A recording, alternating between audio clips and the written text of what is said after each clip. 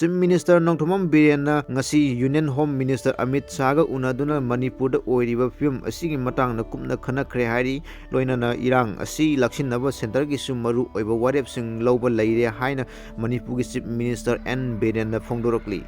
Chief Minister Biren mahaki exa thadorokpo warol amada Union Home Minister Amit Shah ga ngasi mahaki official resident ta unaduna Manipur da oiriba film asigi matangna yamna kumna khanakhi. Union Home Minister ga unaba aduda Manipur da mamang sahi May 3 dagi thorakliba irang asigi political solution ama puraknabagi matangda yamna haksinna khanakhi.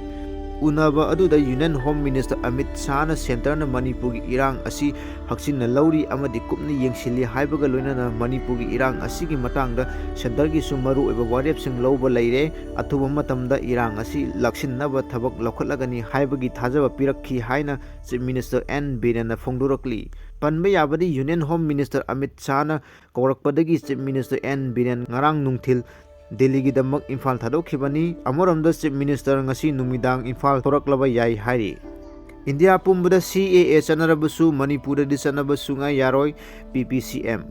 India pumbada Citizenship Amendment Act 2019 CAA chanarabasu Manipur da chanabasu nga yaroi haina Protection and Preservation Committee Manipur PPCM na thadorokpa cherol amana phongdurakli cherol asina hai CAA India pumbada chanaba horagani hariba asi Manipur gi oinadi yafom thokte adungai kumjat 2018 dagi India gi Parliament House animakta bill asi pass taunaba honarakpada Manipur miyamna North Eastern India gi state sing pullaga North Cape in North Eastern haiduna sangshin khiba khungjang adu ningsingli Manipur gi oinasu Manipur Peoples Against Citizenship Amendment Bill 2019 menpek kawa CSO kayamukna pullaga semkhiba apunba lumna India government akanba ihau changsinkhiba kaufam thokte hokhiba sahi kayadagi illegal oina changsilakhiba foreigners sing maru oina Myanmar amadi Bangladesh dagi amadi domestic migrants sing thumhattuna leiriba state asigi overpopulated oiraba population thoktuna leiriba Manipur gi oinadi cap chanaba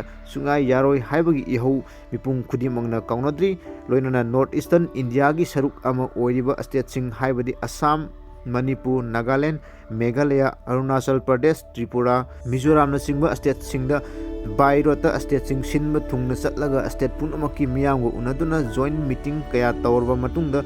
mamai thangda North East Forum for Indigenous Peoples NEFIC kauba North East State Kim mihut suna yawa apunba look ama semduna North East ta kep chanaba yaroi haibagi demand asi punna lauminakhibani adumakna Manipur gi oinadi mitop mian cha sing amadi foreigners sing ngangraba kariguma makhalgi device amata leite haiduna ILP system chanabagi ayaba pirakhibani ngasi mak thokleba lan asi foreigner Chin Kuki Nako terrorist singa maitai singi marakta oiragasu India gi internal security da sauna khut tharakpa haibasi India gi mayokta horakpa lani haibasi India government na khangjingadabani